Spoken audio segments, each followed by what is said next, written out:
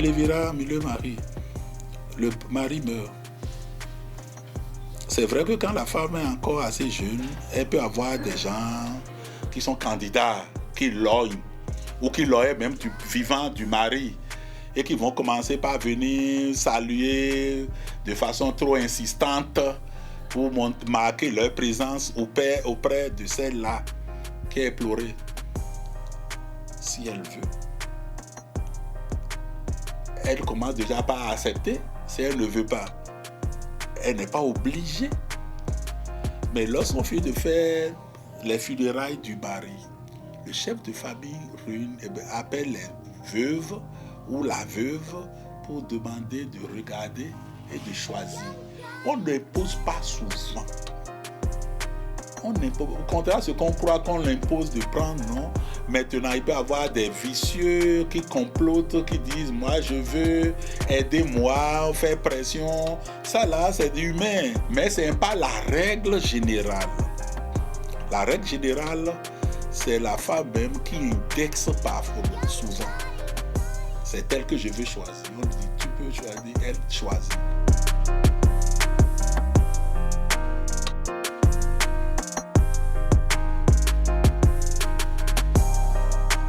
Dans la tradition, la femme ne refuse pas. Ce qu'il faut comprendre qui fait que refuser était impossible, c'était quoi?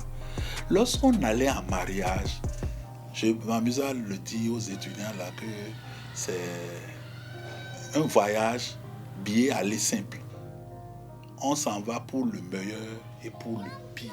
Quand vous avez chez votre mari, vous avez des moyens, vous faites un peu de commerce, vous pouvez construire votre case là, vous pouvez avoir vos biens là.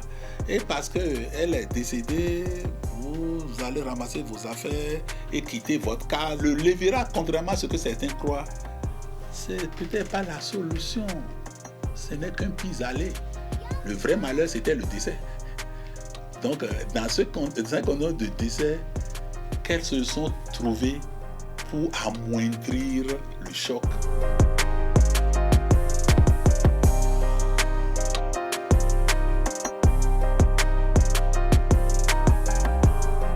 Je pense que dans une société, il faut pouvoir nuancer les choses.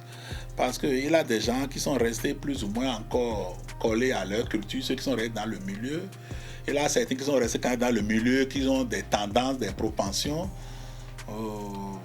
et qui, même du vivant de leur mari, avaient déjà des velléités à l'extérieur. Vous comprenez que c'est pas respecté par tout le monde, ni au village, ni en ville. Les gens font avec. Il n'est pas dit que la tradition soit statique. Ça évolue et on fait avec.